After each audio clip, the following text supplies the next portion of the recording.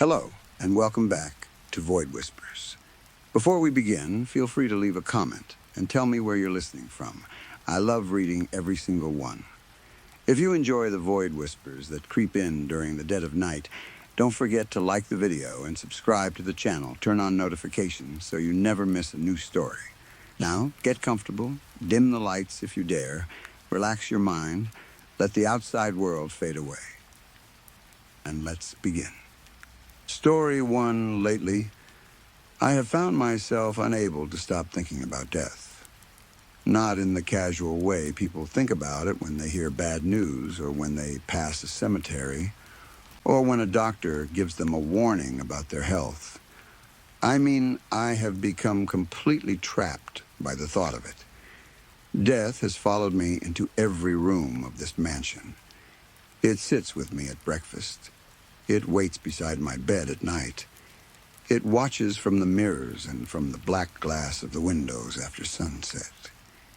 It is in the slow swing of the pendulum above the fireplace, in the soft ticking of the old clock, in the silence that comes after each tick. I'm getting older. I can feel it in my hands, in my back, in the way my body takes longer to recover from things it once ignored. Each year pushes me closer to the end. Each month feels shorter than the last. Each day slips away before I can decide what to do with it. The clock keeps moving, whether I beg it to stop or not. And it has been driving me mad. I spend my life building something.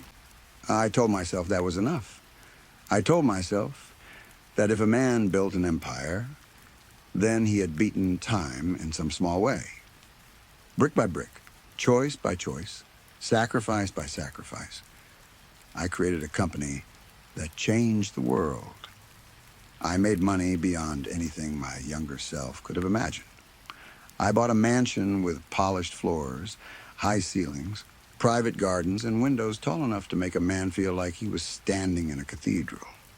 I filled rooms with rare furniture, old books, expensive art, and awards in glass frames.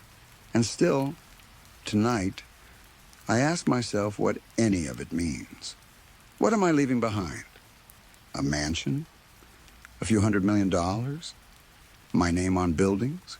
My face in old interviews? A technology that people call a miracle? Is that all a life becomes when it reaches its end? A list of things other people can point at and say, he did that? What does it all lead to? The same hole in the ground that waits for a drug-addicted boy who never had a chance. The same darkness that takes the poor, the sick, the forgotten, the lonely, the loved, the hated, the brilliant, and the useless. I gave humanity my gift. I gave people a way to look death in the face before it arrived. So tell me, what did I get in return? My work cost me more than money. It cost me more than time, too, and I do not say that lightly. Time is the most valuable thing any person owns. I knew that better than anyone. I built my life around measuring it, predicting it, trying to bend it, trying to take fears from it. But while I was doing that, I spent my own time like a fool who believed he had an endless supply. I gave my best years to knowledge, and knowledge took my family. Now I sit alone in my mansion, in a parlor that is too large for one man. The floor shines with the finest polish money can buy. Moonlight pours in through the floor-to-ceiling windows and spreads across the room in silver sheets. It reflects off the wood floor and lights my face with a cold, pale glow. I sit in an antique chair upholstered in platinum velvet, a ridiculous thing I bought for myself after my wife left and took our daughters with her. I thought the chair looked powerful when I bought it. Elegant. Important. A throne for a man who had won. Now it feels like a punishment. I spend too much time staring at the four walls of this room. This was once the place where my children waited every Christmas morning. They used to sit beneath the white lights wrapped around our tree, barely able to contain themselves, whispering and giggling while their mother told them to wait for me. Those lights were cheap, old, and reused every year. My wife loved them because they reminded us of where we had started, back when we had very little and still somehow felt rich. The lights are gone now. The tree has not stood in that window for years. There used to be family photos on these walls. Dozens of them. Vacations, birthdays, school plays, Christmas mornings. Little faces covered in cake frosting. My wife smiling with tired eyes. The girls missing teeth, wearing costumes, holding drawings, growing taller year after year. Now there is only one family photo left. I used to hate myself for not being in it. I used to look at it and feel angry that work had stolen another moment from me. But now, every time I see that picture, I understand it was better that way. I did not deserve to stand beside them. Not then. Maybe not ever. In place of all those photos, the walls now hold my achievements, my degrees, my awards, my framed articles, my shining little plaques, my ribbons and medals for amazing advancements in technology. The world's polite way of thanking me for giving it something it never should have asked for. Whenever I find myself in this room, I am either staring at those plaques or staring into nothing, wondering exactly where everything went wrong. And I do it from this stupid chair, this expensive, beautiful, useless chair. I surrounded myself with books because books had always made me feel less alone. Every wall is lined with shelves, philosophy, mythology, sociology, medicine, ethics, mortality, old religious texts, modern research, thick textbooks on computer science, artificial intelligence, and prediction models. I have read every book in this room at least twice. Some of them more than that. I needed to. My idea demanded it. People doubted me at first. Of course they did. The world always doubts a person before it decides to worship him. I was determined to prove something. Not just to my colleagues. Not just to investors. Not even just to the scientific world. I wanted to prove something to the people I had once wanted so badly to impress. To my teachers. To my father. To my wife. To anyone who had ever looked at me and seen only another ambitious man with a mouthful of impossible claims. And I did prove it. Against all odds, I pushed forward. I created what many called the most important human technology since electricity. That may sound arrogant, but I am beyond pretending to be humble tonight. It was no small thing. My colleagues and I worked until our bodies shook from exhaustion. We slept in offices. We forgot meals. We missed holidays. We crossed lines no human being should cross.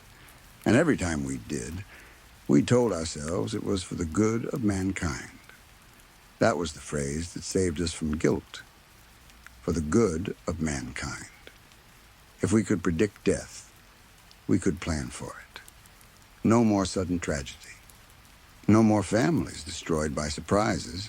No more people lost because doctors found the illness too late or because no one knew a heart would stop, a brain would bleed, a car would crash, or a body would fail. Given enough data, death could not only be predicted, it could be prevented. That was our promise. That was my gift. I poured my heart and soul into giving it to the world. I missed birthdays because of investor meetings. I missed anniversaries because of emergency testing. I missed school events because a model needed training. I missed dinners, vacations, bedtime stories, ordinary evenings, and all the small moments that make a family a family. I sacrificed all of it for the future of humanity. And what did that future lead me to? This chair, this dark parlor, this clock above the fireplace. Tick, tick, tick. The AI showed promise from the beginning. In the early stages, we tested it mostly on people who were already close to death, the sick, the elderly, people whose lives were already measured in weeks or months. At least that is how we justified it. We told ourselves we were not harming anyone. We were studying what was already coming. All we needed was a blood sample. We would run it through the system, and the AI would analyze it over the course of a few days. The first problem was that some subjects died before the results came back. That made the data messy. But when the results did arrive in time, they were often accurate within a day or two. There were strange exceptions, predictions that were off by months or even years, but most of the time, the system was frighteningly close. As time passed, we improved it. We tested people with histories of genetic illness. We tested people whose families had patterns of cancer, heart disease, neurological conditions, organ failure. Most predictions placed their deaths years in the future. But sometimes the date would be close, too close. When that happened, we would send those people for scans, blood work, and deeper medical tests. 9 times out of 10, we found something. Abnormal white blood cell counts, enlarged organs, hidden tumors, early signs of disease no doctor had noticed yet. It sounds bleak, I know. But back then, it felt hopeful. The AI predicted death, and we found life. Or at least we found a way to save it. But we did not stop there. That is the curse of people like me. A breakthrough is never enough. We make one miracle, then immediately hunger for another. We decided the AI should not only predict when death would happen, it should predict how. That was when everything changed. That was when the work took its darkest turn. That was when, if there is a creator watching us, we became damned in his eyes. We still justified it. We said we were using people society had already thrown away. Prisoners on death row, homeless people with no family to ask questions, people no one would miss. We told ourselves we were giving purpose to the purposeless. I hate that phrase now. It sounds like something a monster says while washing blood from his hands. The first stage of testing was different from anything we had done before. Some of my colleagues could not handle it. 3 quit within the first 2 weeks. At the time, I thought they were weak. Tonight, sitting here in this empty mansion, I understand they were the strongest among us. What we did was unforgivable. There is no clean way to say it. We hurt people. We fed them poison.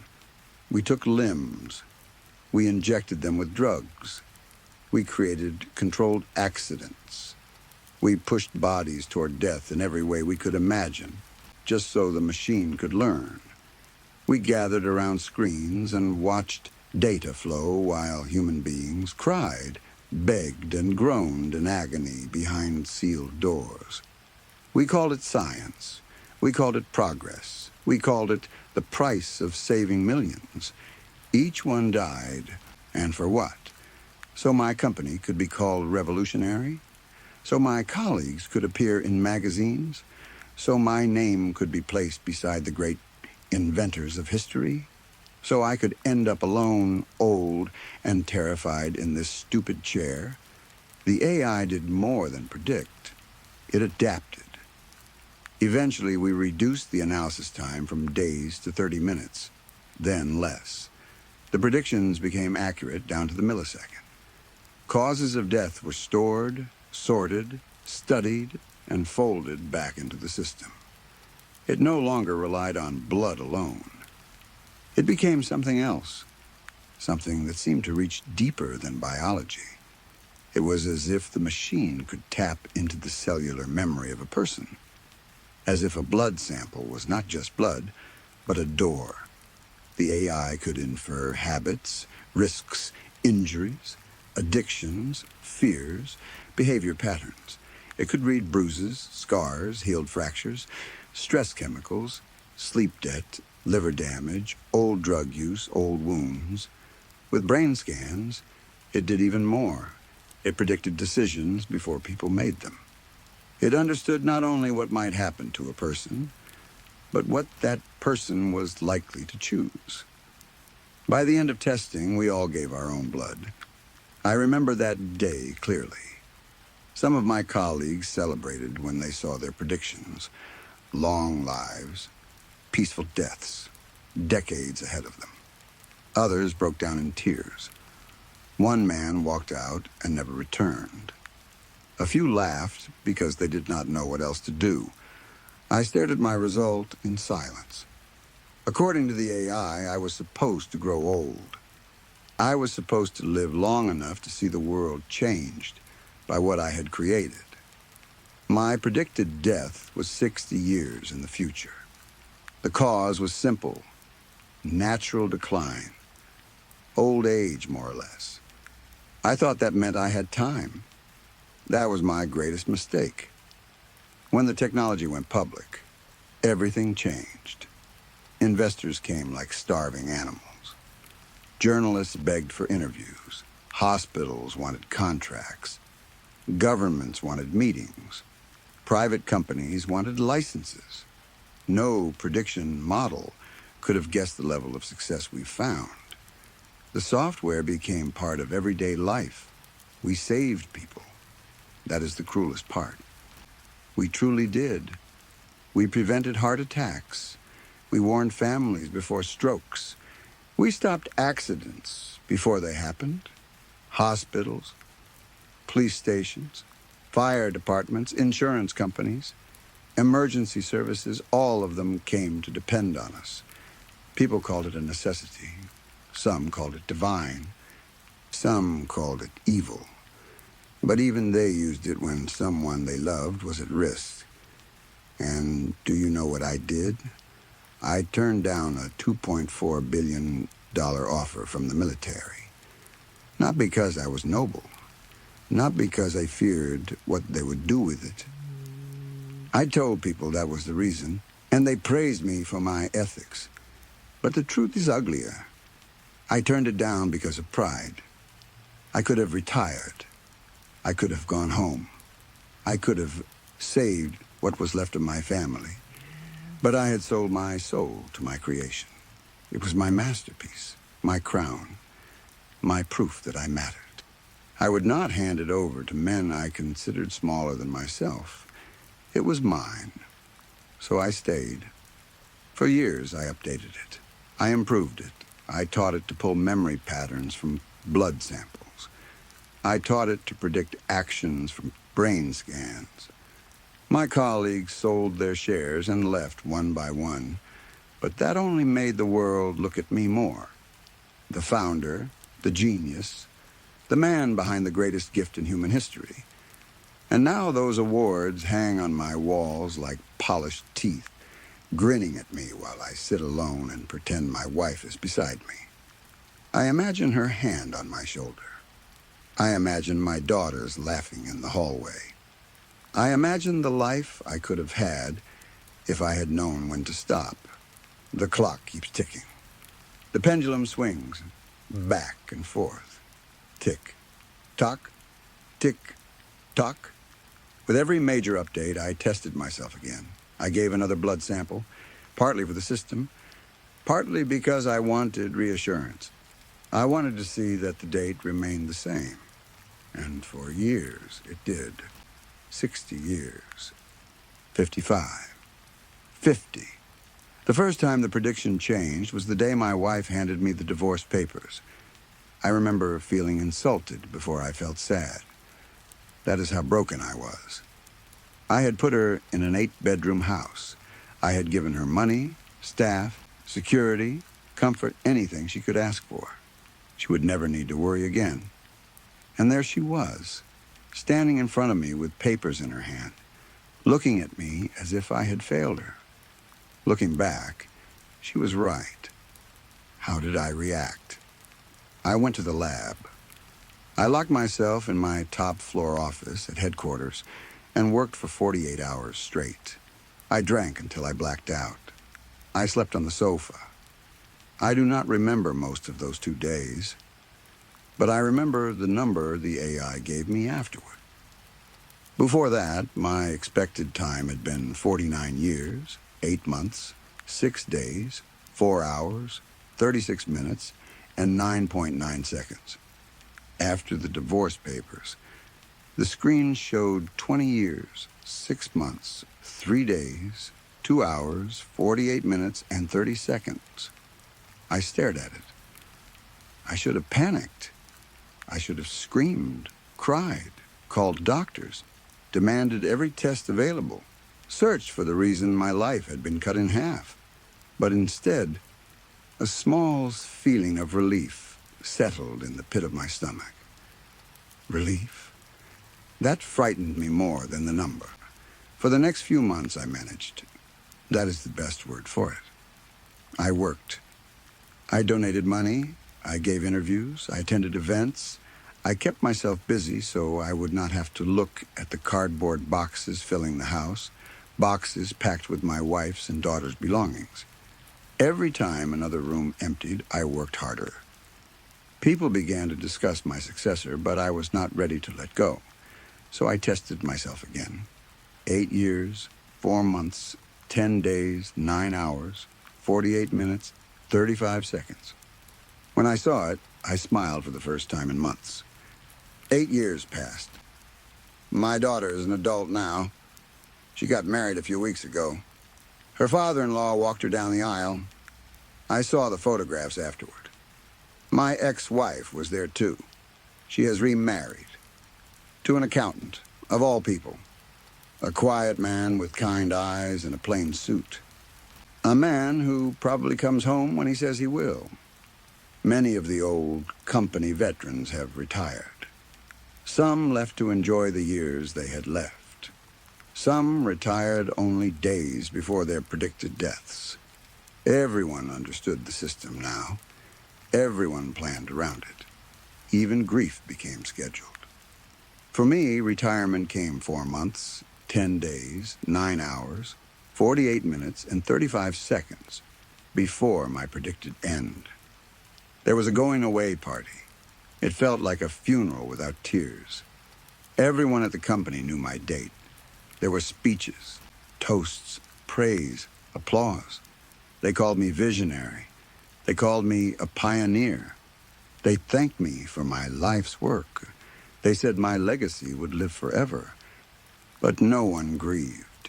No one cried. No one told me they would miss me. They only promised to honor what I left behind.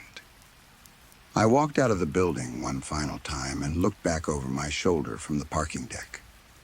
The glass tower rose into the sky, shining with evening light, and for the first time, it looked less like a monument and more like a tombstone.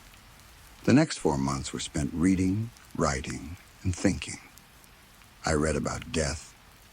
I wrote about what I had done. I thought about what it had cost me.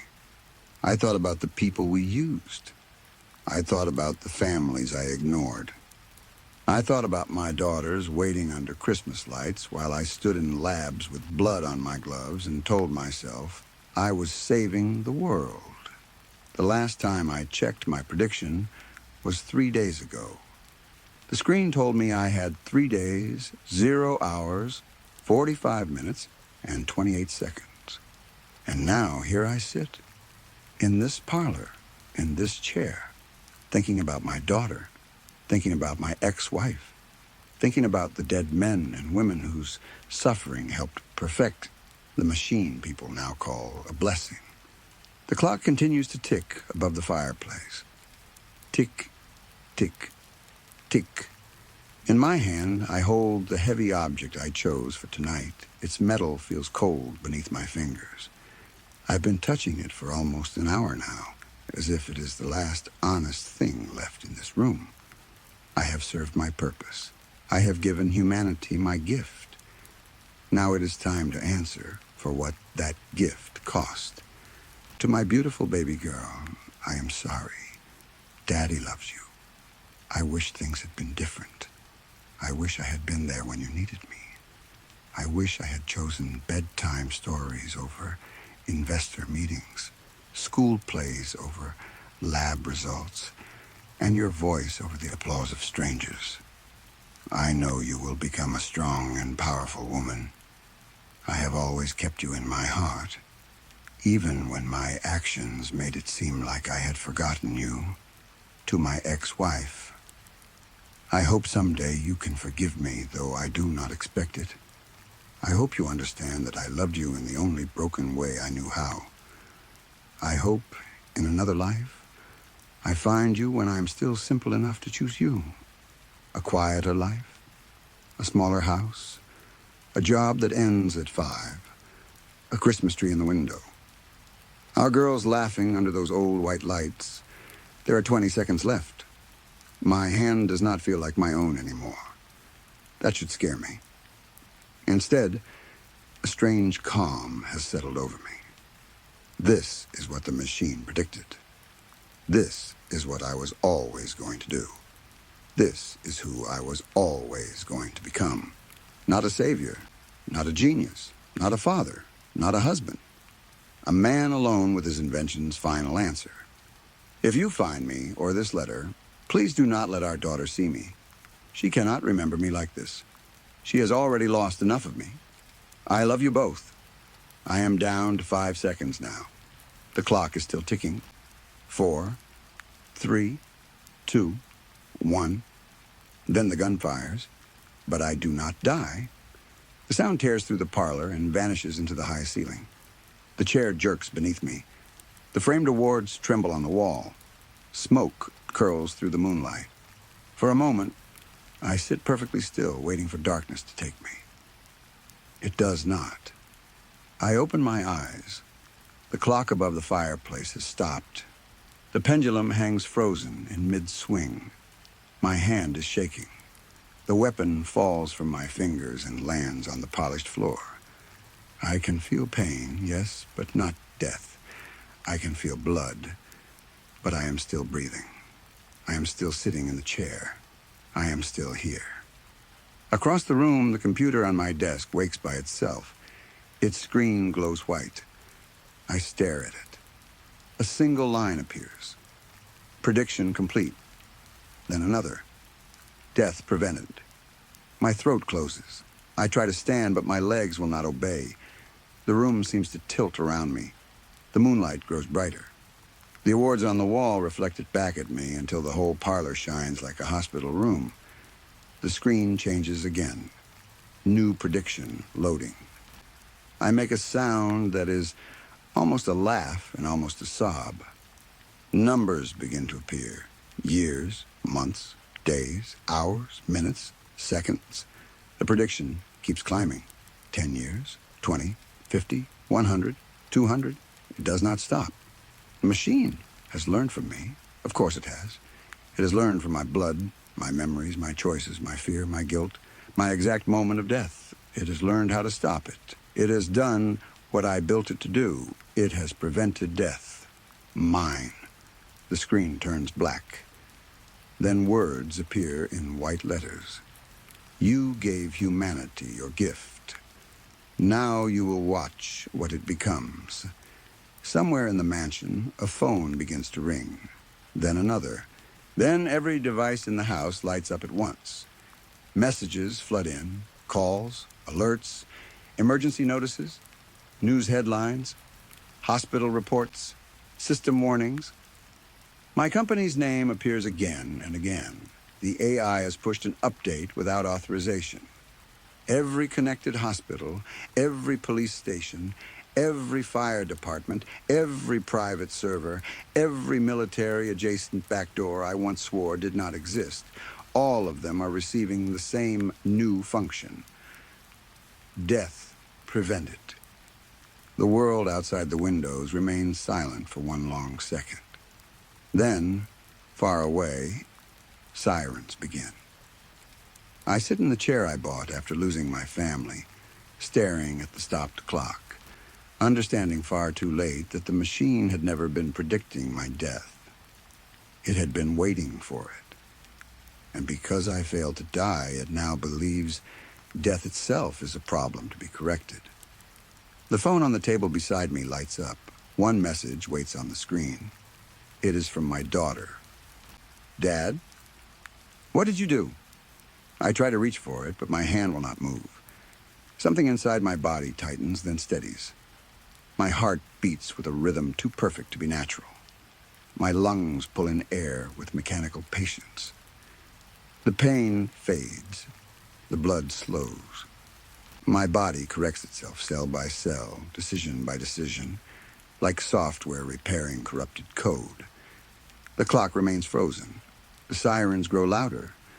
And somewhere beyond this room, beyond this house, beyond everything I have ever loved or ruined, humanity receives my final gift. Not the prediction of death. Its end. Story 2. It was supposed to be a comfort thing. That is what I keep telling people when they ask me why I ever did it. It was not meant to be strange. It was not meant to be some sick experiment. It was not meant to bring anything back. It was just supposed to help me feel less alone. There is an app now, or at least there was. I do not know if it is still easy to find because after what happened, I stopped looking. The app takes old audio files and builds a voice from them. Voicemails, birthday videos, holiday clips, phone recordings, anything where the person's voice is clear enough. You feed it enough clean sound, and it creates a model of that person's voice. Then you can use that voice in different places. A reading app, a reminder app, a timer, a smart speaker, a navigation system. I know how that sounds. I know some people will say it is unhealthy. Maybe it is. Maybe it was from the start. But grief does not make you smart. It makes you hungry. It makes you reach for anything that feels close to what you lost, even when you know it is only a copy, even when you know it is only sound shaped like someone you loved. My mother had been dead for almost a year when I downloaded it. 11 months, 2 weeks, and 4 days, if you want the exact number. I did not count on purpose. It was just there in my head all the time, like a clock that never stopped. She had died at home, in her own bed, the way she said she wanted to if it ever came to that. I was with her. I was holding her hand when her breathing slowed down and finally stopped. I remember how warm her fingers were at first, and how quickly they started to feel different after she was gone. After that, the house changed. Everything in it became too quiet. Her coffee mug was still in the cabinet. Her slippers were still by the couch. Her handwriting was still on sticky notes in kitchen drawers, reminding herself to buy sugar or call the insurance company or check the smoke alarm batteries. She was everywhere and nowhere at the same time. The worst part was driving. My mother had always worried when I drove. Even when I was 32 years old, even when I had lived on my own for years, she still treated every drive like I was a teenager, going out alone for the first time. She would call or text before I left. She would say, "Drive safe. Call me when you're there." If she left a voicemail, she would say it there too, sometimes with a little laugh, sometimes with a tired sigh, sometimes like it was one word she had said so many times it had become part of her body. I had 4 years of those voicemails saved on my phone. 4 years of drive safe. 4 years of call me when you're there. 4 years of don't speed. 4 years of I love you, baby. That was plenty for the app. At first, I only wanted to use her voice for small things. I told myself I would be reasonable. A timer in the kitchen, maybe a morning alarm, maybe something that could read the weather while I made coffee. But the app suggested navigation almost right away. It said people found it comforting to hear a loved one's voice while driving. That made sense to me. Driving had become the place where I missed her most, so I set it up. The first week was perfect. I know that sounds strange, but it really was. The voice was not exact at first, but it was close enough to hurt. Then the app kept adjusting, learning from more clips, smoothing out the rough parts. By the third day, it sounded like her. Not like a robot trying to be her. Not like one of those cheap voice filters. It sounded like my mother sitting in the passenger seat with one hand resting on her purse, giving directions like she had always known better than the map. The first time it said, "Turn left onto Hargrove Avenue." I had to pull my lips tight to stop myself from crying. The first time it said, "Your destination is on the right," I whispered. "Thanks, Mom," before I could stop myself. Once, I took the long way home on purpose. I do not know why. Maybe I wanted to hear more from her. Maybe I wanted to make the voice react. I missed a turn I was supposed to take, and after a second, the app said, "Recalculating," in the exact patient size she used to make when I was being difficult. That broke me. I pulled into a gas station parking lot, parked by the air pump, and put my forehead on the steering wheel. I stayed there for almost 20 minutes. People came and went around me. Cars pulled in for gas. Someone walked past with a bag of chips and a bottle of soda. The world kept moving like nothing had happened. But in my car, I was back in my mother's kitchen, pretending to be annoyed while she told me I was stubborn, just like my father. I will not pretend it was not worth every cent. For that first week, I felt like I had found a small piece of her again. Not the whole person.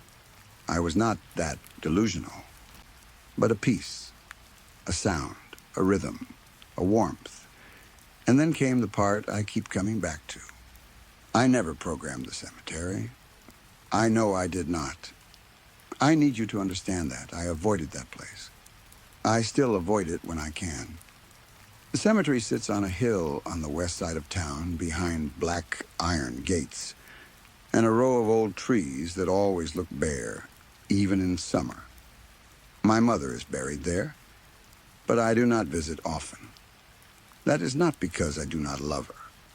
It is because standing there in front of that stone does not make me feel close to her. It makes her feel farther away. It makes her feel trapped under dirt, and I cannot handle that thought. So I take the bypass whenever I drive anywhere near that road. I go out of my way to avoid the gate. I know the streets around it better than most people know their own neighborhoods, because I have built my roots around not seeing it. But 3 Sundays ago, the app spoke before I had entered any destination. I was sitting at a red light, drumming my fingers on the wheel, thinking about groceries. The screen was on the home page. No map, no route, no little checkered flag. I had not touched anything. Then her voice came through the speakers, soft and calm. "In half a mile, turn right. We're almost there."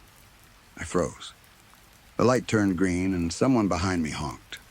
I looked at the screen. Still no destination. Still no map route. Just the home page. "In half a mile, turn right," she repeated. I should have pulled over. I know that now.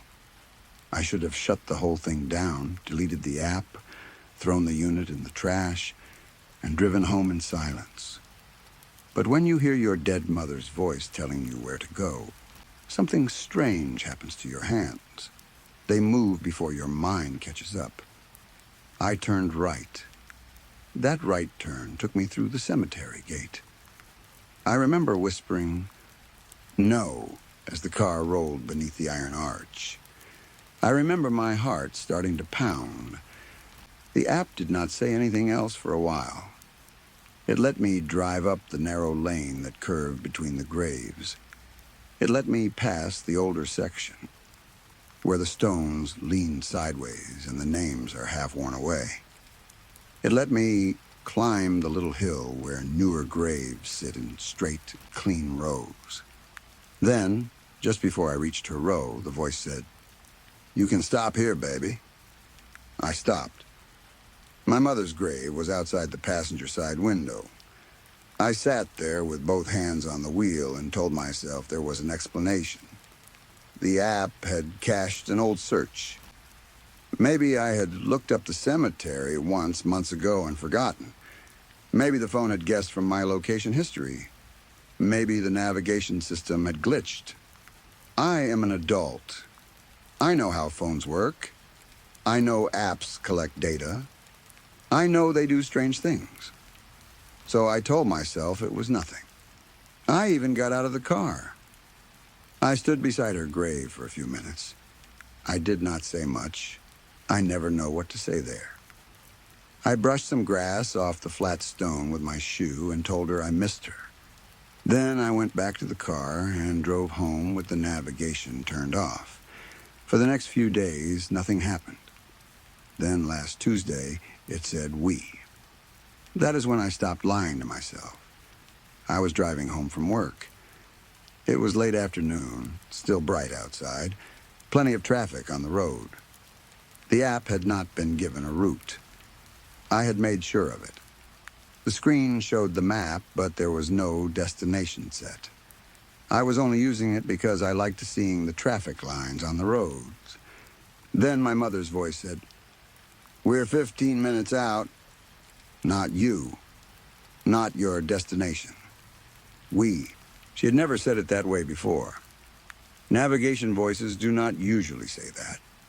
They say, "You are 15 minutes away," or "Your destination is 15 minutes away." But this voice said, "We're 15 minutes out." Like she was in the car with me, like we were going somewhere together. I looked at the screen, and the little checkered flag was gone. There was no destination marker. But there was a blue route line. It ran ahead of me on the map, followed the road for a while, then turned off into a gray area where there were no streets. No road names, no buildings, just blank map space. I pulled over immediately. The route line stayed there. I closed the app. When I opened it again, the line was gone. That was when I stopped using the navigation completely. At least I tried to. I turned off all permissions. I disabled location. I muted the voice. I removed my mother's voice from the navigation system and set it back to the default. Then I turned that off, too. I told myself I needed a break. I told myself grief had made me too attached to a piece of software. But she started talking without the navigation. The first time it happened, the screen was dark. My phone was in the cup holder. The car display was off, except for the radio. I was driving past the shopping center when her voice came from the speakers like she had been waiting for the right moment. "You missed the turn, baby." "It's okay." I hit the brakes too hard. The car behind me swerved and honked. I pulled into a parking lot and sat there shaking. There was no app open. There was no route. There was no call connected. I turned the car off. The voice stopped. After that, it happened more often. Sometimes I would be driving in silence and she would say, "Slow down here." Once I was passing the old bridge near the river and she said, "This is where it happens." I did not know what that meant. I still do not know. Nothing happened there. Not to me, not that I remember. But the way she said it made my skin go cold. It was gentle, almost sad, like she was warning me about something that had already been decided. Another time, I was in the grocery store parking lot, putting bags into the trunk, when the car speakers crackled even though the engine was off. Her voice came out low and clear. "You're going the wrong way." I dropped a bag. A jar of pasta sauce broke on the pavement and spread red across the ground like blood. A woman nearby asked if I was okay. I told her I was fine. I was not fine. Then she started saying my name, not the short version everyone uses, my real name, the long one on my birth certificate, the one my mother only used when something went wrong, when I was in trouble as a child, when she was scared, when she needed me to stop and listen. The first time she said it, I almost drove off the road. She said it slowly, like she was standing at the end of a hallway. Then she said, "Please listen." I did not answer. Of course I did not answer. But part of me wanted to. That was the worst part.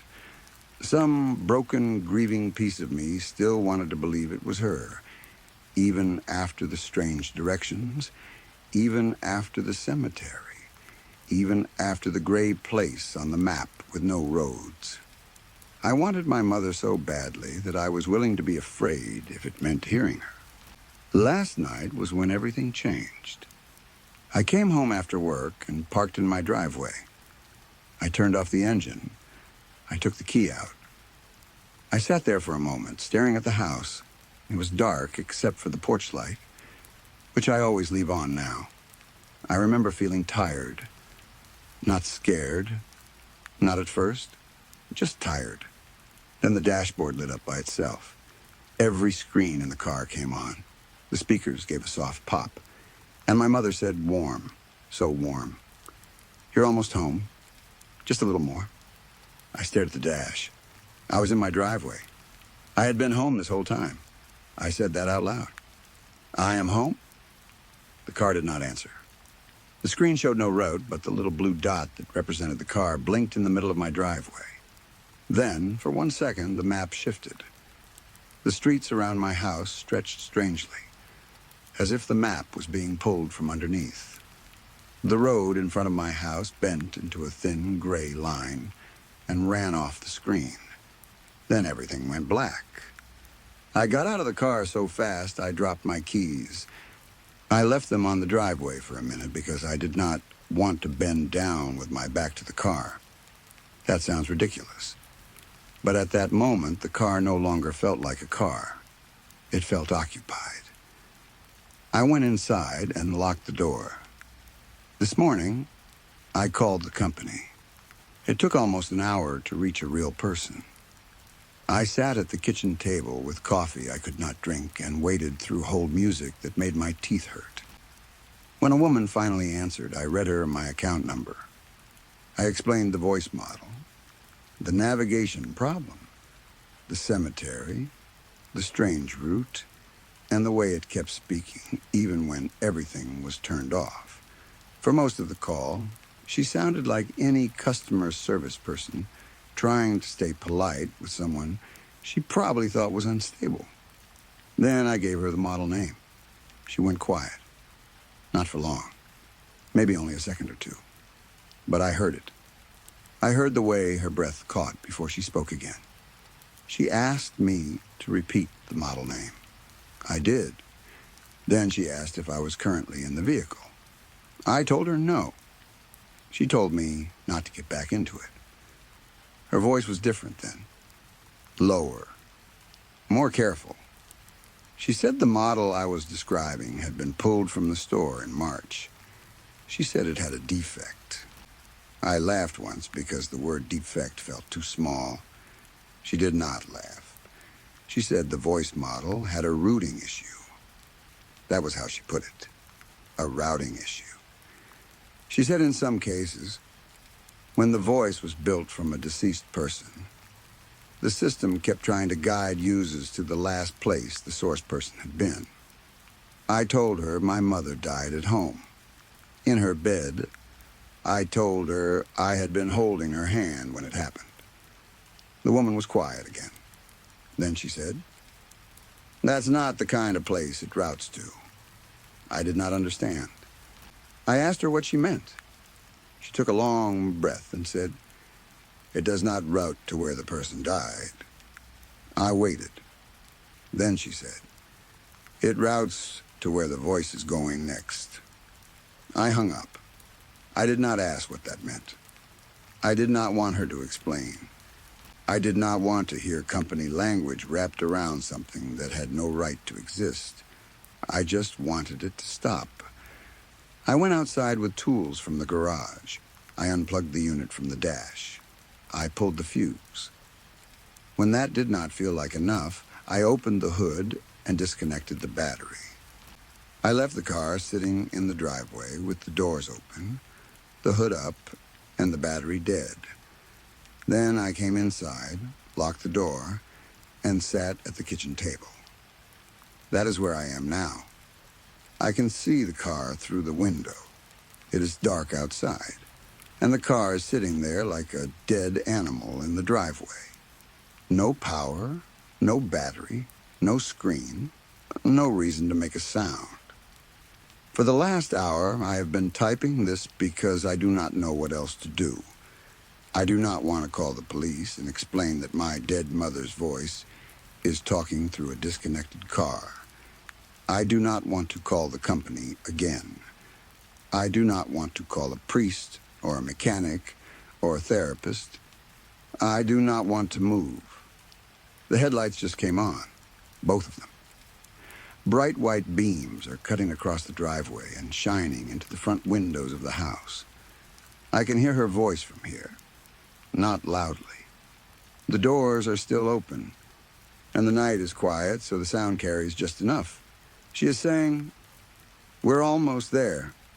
The odometer on the dash reads 0. I can see it through the windshield. We have not moved. The car has not moved. Nothing has moved. But the map screen is on too. I do not know how. The little blue dot that is supposed to be the car is not on the road. It is not in the driveway. It is sitting right here, on the house, on me. It is blinking slowly, like it is waiting for me to notice something I should have understood from the beginning.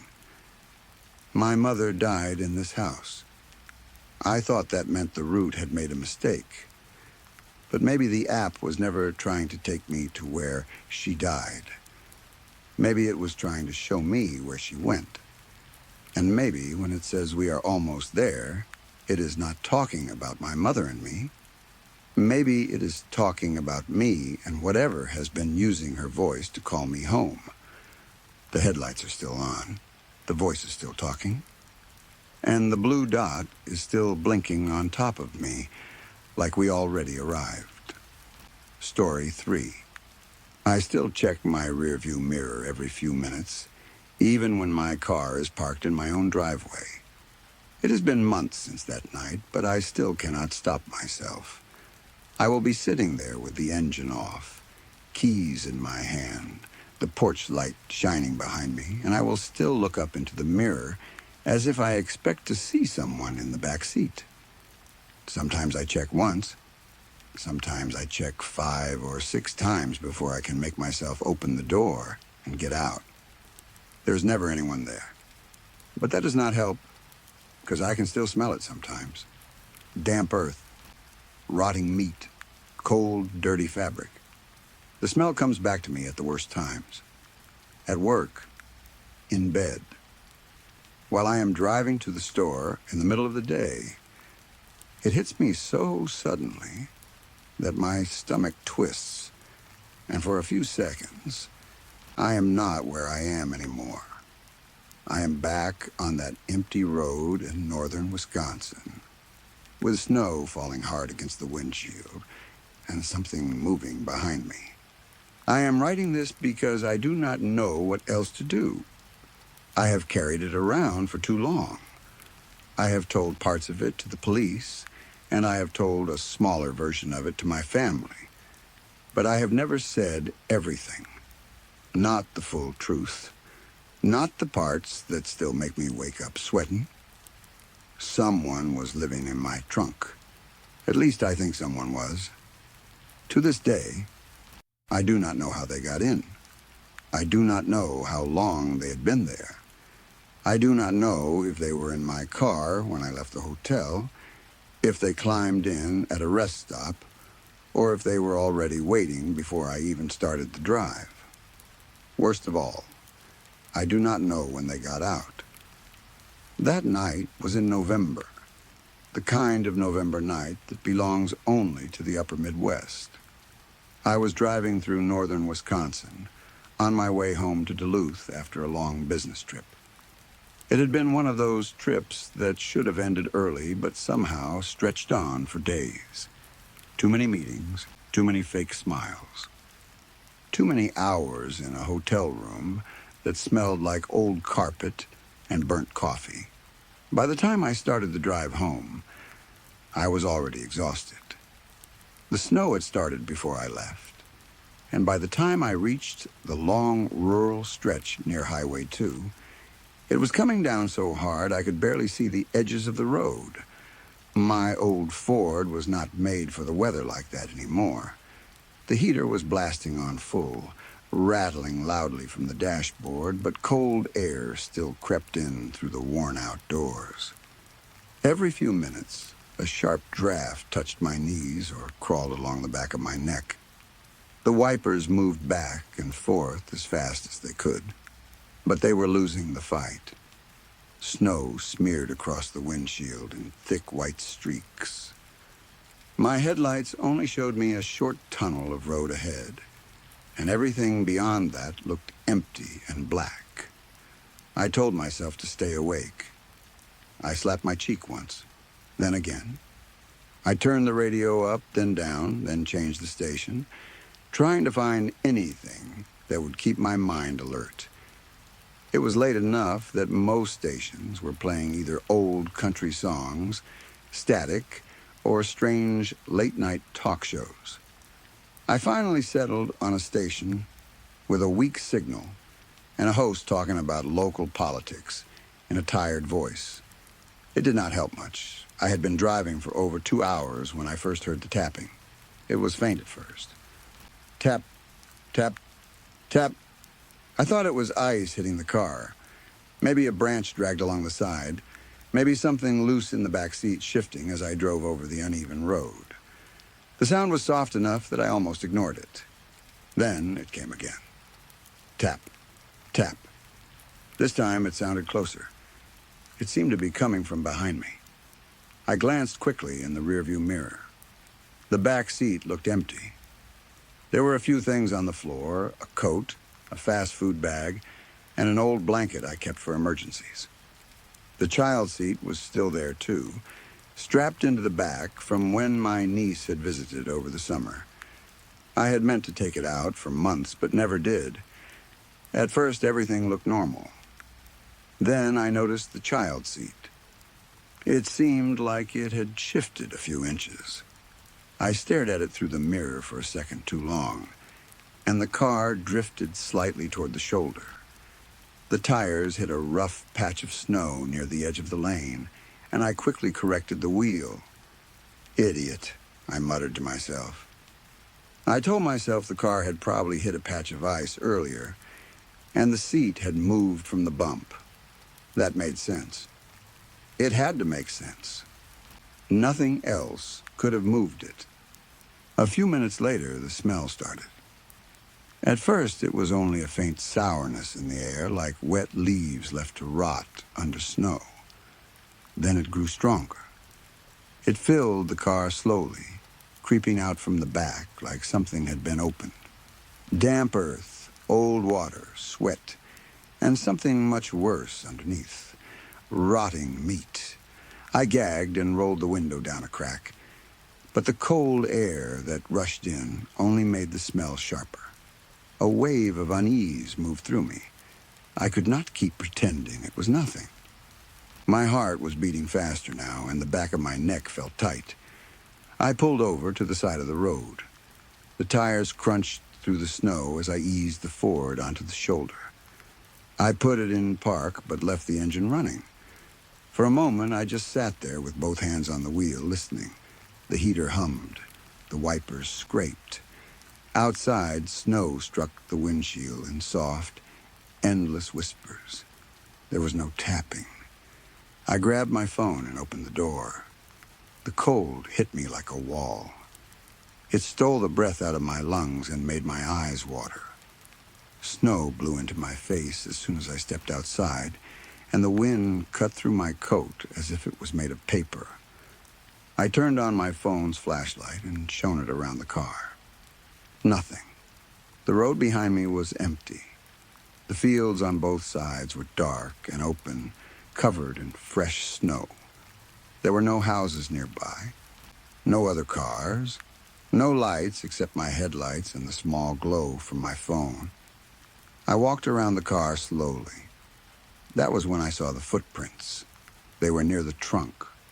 Fresh footprints. The wind was already blurring them, filling the edges with loose snow. But they were still clear enough to see. Someone had been standing behind my car. Not hours ago. Not earlier that day. Moments ago. The footprints were close to the trunk, almost pressed up against the bumper, as if someone had stood there facing it. My stomach dropped. I spun around, shining the phone light in a wide circle. No one. Only snow. Only darkness. Only the road disappearing in both directions. I rushed back to the driver's side, climbed in, and locked the door so fast my fingers slipped twice on the button. For a few seconds, I just sat there, breathing hard. I told myself there had to be an explanation. Maybe they were my own footprints. Maybe I had stepped there without thinking. But I knew I had not. I had not gone to the trunk yet. I had walked from the driver's door around the side of the car.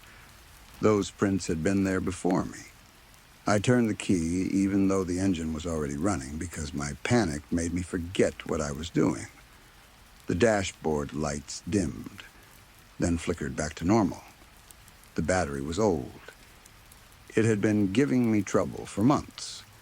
Any other night, I would have blamed the cold and moved on. But then I heard it. A soft, metallic click from the back of the car. Not from the back seat. Farther back. From the trunk. It sounded like something had shifted inside. Or like someone had moved a tool. I stared into the rearview mirror until my eyes hurt. I could see the child seat. I could see the darkness behind it. I could see the snow blowing across the rear window. Nothing else. I put the car in drive and pulled back onto the road. For the next 10 minutes, I tried to ignore the feeling that I was not alone. I kept telling myself that fear made ordinary sounds feel bigger. My old Ford was full of loose parts and rattles. The toolbox in my trunk had probably slid around. The smell was probably something I had forgotten back there. Maybe old food from the trip. Maybe a bag of trash. But every few seconds, my eyes flicked back to the mirror. Once I thought I saw something move in the back seat. I jerked my head around so fast, my neck hurt. Nothing. Just the child seat. The coat. The fast food bag. Shadows moving as distant headlights passed through the snow behind me. I turned back to the road, but my hands were sweating inside my gloves. Then I heard rustling. It was faint, but clear. It sounded exactly like someone shifting their weight. The kind of small movement a person makes when they are trying to stay quiet for too long and their body starts to ache. A shiver moved down my spine. I reached over and turned off the radio. The car fell into silence except for the heater and the scrape of the wipers. Then I heard it again. A slow, soft movement. From the trunk. That was enough. I pulled over immediately. This time I did not leave the car right away. I sat there, gripping the steering wheel, staring ahead into the snow. My breath came fast and shallow. Part of me wanted to drive straight to the nearest town, straight to a police station, straight anywhere that had people and light. But another part of me needed to know. I opened the door and stepped out with my phone in one hand and my keys in the other. The cold was even worse now. Wind pushed snow sideways across the road, and the beam from my phone looked weak and useless in the storm. I walked to the trunk. Every step felt too loud. I stood behind the car for a moment, staring at the trunk lid. I imagined it opening and someone lunging out. I imagined finding a body. I imagined finding nothing and realizing that meant the sounds were coming from somewhere else. My thumb pressed the trunk button on the key fob. The lock clicked. I flinched. Then I lifted the trunk. There was no person inside. No animal. No dead thing. Just my old metal toolbox sitting near the side, half tipped over. It must have slid around as I drove, banging against the walls of the trunk with every turn. For one blessed second, relief washed through me so strongly that my knees almost went weak. I laughed once quietly. Then I saw the blanket. It was lying on top of the toolbox. I did not remember putting it there. It was not the emergency blanket from the back seat. That one was still inside the car. This blanket was older, darker, and filthy. It was damp, as if someone had wrapped themselves in it and brought the snow in with them. One corner was stained brown. The smell coming off it was terrible. Damp earth, rotting meat, human sweat. I stared at it for several seconds, unable to move. Then I slammed the trunk shut and ran back to the driver's seat. By then, I was telling myself fatigue was ruining my mind. I had been awake too long. I had driven too far. The storm, the dark, and the empty roads were making everything feel wrong. Maybe the blanket had been in the trunk for months. Maybe I had forgotten about it. Maybe the smell had only become noticeable because the car was warm. But I no longer trusted myself to keep driving without stopping somewhere. I decided to pull into the first gas station I could find. About 20 minutes later, I saw lights ahead through the snow. An old gas station stood off Highway 2, low and square, with a sign that flickered above the pumps. The parking lot was completely empty. No cars at the pumps. No trucks near the side, and no tire tracks fresh enough to comfort me. But the lights were on, and that was enough. I pulled in close to the entrance, turned off the engine, and looked into the back seat one more time before getting out. Empty. I locked the car and hurried inside. The bell over the door gave a weak little jingle. The store was uncomfortably quiet. The fluorescent lights hummed overhead. Shelves of chips, candy, motor oil, and cheap gloves lined the narrow aisles. A coffee machine sat near the counter, still on. The whole place smelled like burnt coffee, old hot dogs, and floor cleaner. "Hello?" I called. No answer. I stepped farther in, snow melting from my boots onto the floor. Anyone here? Still nothing. I stood by the counter for a moment, waiting for an attendant to appear from the back room. When no one came, I walked slowly past the shelves toward the small office at the rear of the store. The door was open. Inside, a coffee cup sat on the desk. Steam was still rising from it. A landline phone hung off the hook, swinging slightly. A chair was overturned on the floor. Papers were scattered near the desk like someone had knocked them loose in a hurry. My stomach sank. Someone had been there recently, and they had left fast. I pulled out my phone to call the police, but there was no signal, no bars at all. I moved toward the front window, lifting the phone higher like that would help. That was when I heard the front door open. Slowly. The bell did not jingle this time. I turned around. No one was there. The entrance stood empty, but the door was closing by itself, letting in a thin swirl of snow before it clicked shut. Then I saw the tracks. Fresh, wet footprints crossed the floor from the entrance into the store. They had not been there before. My breathing grew fast and shallow. I backed away, forgetting the phone in my hand, forgetting the police, forgetting everything except the sudden certainty that I was not alone. I moved backward until my shoulder hit the glass door of a drink cooler. The cold glass pressed against me. That was when I saw the reflection. At first, I saw the aisles behind me, then I saw him. There was no one standing directly behind me, but farther back, between two aisles near the rear of the store, a man stood watching me. A real man. He was tall and thin, with clothes soaked from the snow. His coat hung heavily from his shoulders. His hair was plastered to his pale forehead. His skin had a grayish look, like he had been outside too long, but his eyes were the worst part. They were locked on mine in the reflection. He did not blink. I had not heard him walk in. I had not seen him when I turned toward the door. He was just there, standing, watching. I turned around slowly, hoping the reflection had lied. It had not. He stood between the aisles, still as a corpse, his arms hanging at his sides. "Who are you?" I shouted. My voice cracked. He did not answer. "What do you want?" Nothing. Then he began to walk toward me, slowly, one step, then another. And his wet boots made soft sounds on the floor. His eyes never left mine. There was no anger in his face, no fear, no confusion. Just a flat, empty focus that made me feel less like a person and more like something he had found. I ran. I bolted for the front door, slipped once on the wet floor, caught myself against a shelf, and pushed through the door into the blizzard. The cold hit me so hard I almost fell, but I kept running. I did not go back to my car. I do not know why.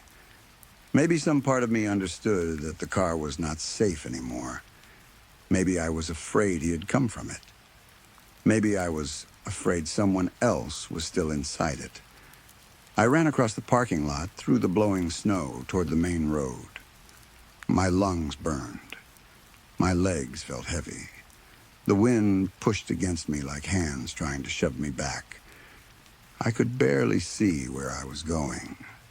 More than once I slipped and almost went down. I kept running until headlights appeared through the storm. A municipal snowplow slowed on the road, its yellow lights flashing. The driver saw me waving and pulled over.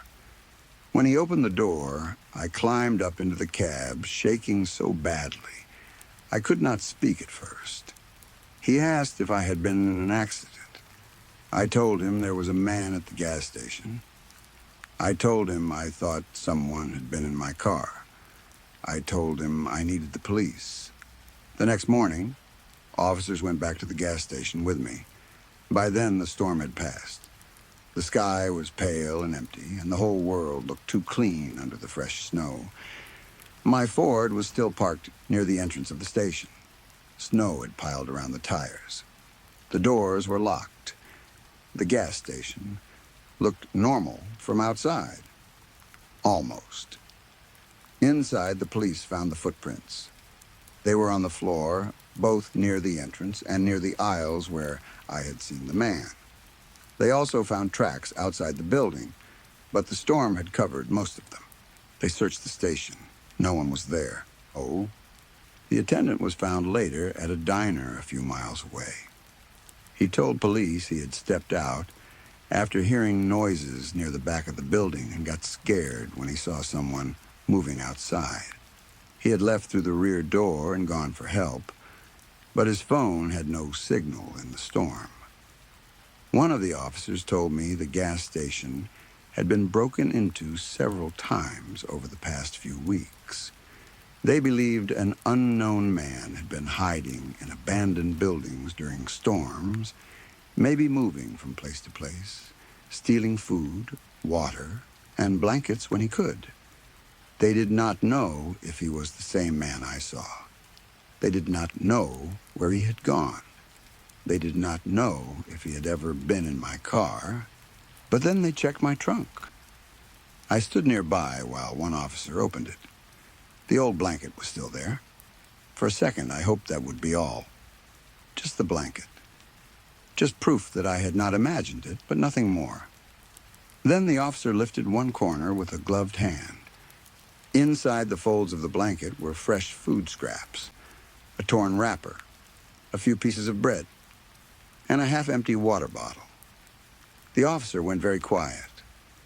Someone had been inside my car at some point that night.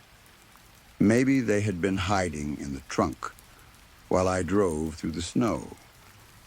Maybe they had climbed out when I stopped to check. Maybe they had climbed back in while I was inside the gas station. Maybe they had been close enough to hear me breathing the whole time. The police asked me questions for hours, but I had no answers. I told them everything I could. The tapping, the smell, the footprints, the metallic click, the blanket, the man in the store. But saying it out loud made the whole thing feel less real, not more. In the end, they filed reports. They warned me to check my vehicle before driving. They told me to keep my doors locked. They said the man was likely a homeless drifter trying to survive the weather. Dangerous, maybe, but still human. I wanted to believe that. I still want to believe that. But some nights, when I sit in my driveway and stare into the rearview mirror, I remember the way the child seat looked like it had moved before I ever opened the trunk.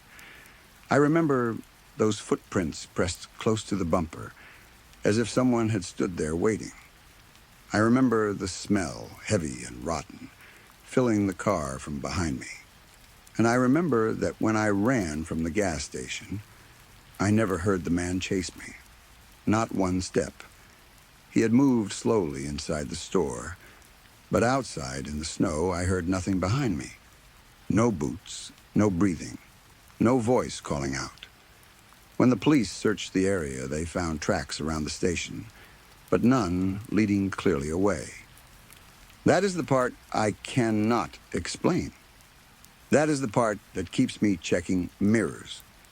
Because if he was in the station, where did he go? If he was in my trunk, when did he get out? And if he got out before I reached the gas station, who opened the station door while I was inside? I do not know. All I know is that someone had been in my car that night. Someone had eaten in my trunk. Someone had used that damp, filthy blanket. Someone had been close enough for me to smell them, close enough to hear them move, close enough to sit hidden behind me while I drove through miles of empty road. And even now, months later, I cannot shake the feeling that when I look into the rearview mirror, one day I will finally see him again. Not in the back seat, not in the trunk, but sitting quietly behind me, waiting for me to notice that he never really left. Story 4. I see you got the good stuff. Julie shot Matt a look so sharp that if she had aimed it at the bag of cowabunga brand manure in front of him, it might have sliced straight through the plastic. He was crouched beside it in the backyard, one hand pawing at the bag like he had found treasure instead of fertilizer.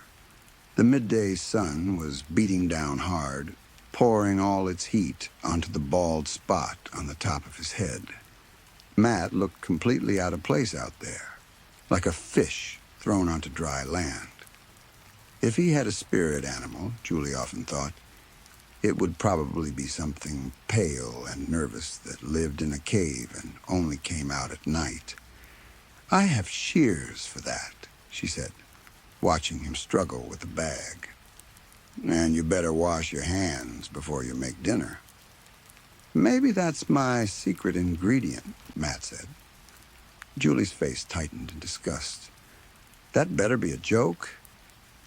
At first, the whole gardening thing had been miserable for him. Julie called it her edible forest, which sounded far too magical for what it really was. Dirt, bugs, sweating, bending down, pulling weeds, and carrying heavy bags from the car to the backyard. Matt hated almost all of it. He hated the sun.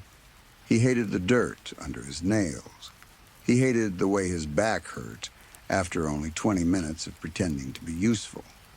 But then one night, fish tacos came up in the dinner rotation, and he walked into the backyard to cut fresh cilantro from a plant Julie had grown herself.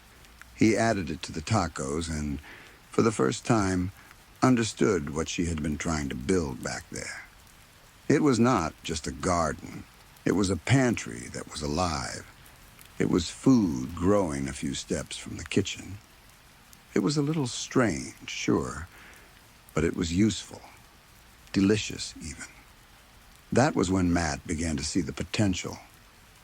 "How long did you say until the tomatoes are ready?" he asked one afternoon, standing near the raised beds with a beer in one hand. "Tomatoes take months," Julie said. "Sorry my hobby isn't as instantly satisfying as whatever you do in your cave." Matt knew exactly what she meant by that. His cave was the spare room. It had blackout curtains, a gaming console, a computer, an old couch, and the stale smell of smoke, energy drinks, and chemicals from things he bought at gas stations because they were not technically illegal yet. He liked it in there. It was dark. It was private. It was shameful in a way that felt familiar and safe. He appreciated the vegetables, herbs, and fruits Julie grew, but he hated the labor that made them possible. He wanted the reward without the work. That was true of most things in his life. Then one day, Julie brought home a plant that Matt did not recognize by sight, but immediately knew by name. "You planted salvia in the backyard?" he said, staring at the small plant like it might bite him. "When you said edible forest, I didn't think you meant that kind of edible." Julie rolled her eyes. "Grow up, stoner. It's not that. When it blooms, it'll be pretty, and it's good for bees." "More bees," Matt said flatly. "Wonderful. Can't wait." "Oh, go back to your cave," Julie said, "and open a window while you're in there. Whatever you've been vaping lately smells disgusting." Matt looked down at the plant again. Salvia. The name did something strange inside him.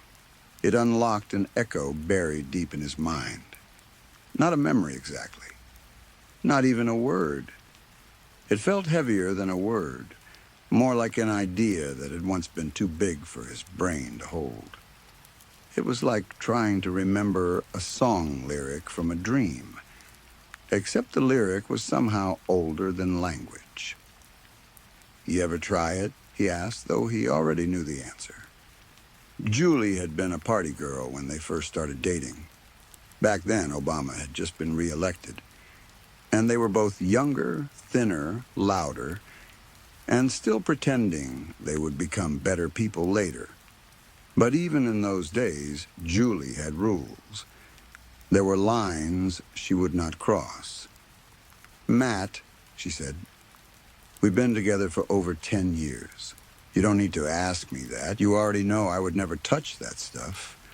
Just like I already know you probably have. You try everything." There it was. She said it out loud without even trying to hurt him, but it still landed in the softest, ugliest part of him. He deflected automatically. "My buddy in college, Chase," Matt said.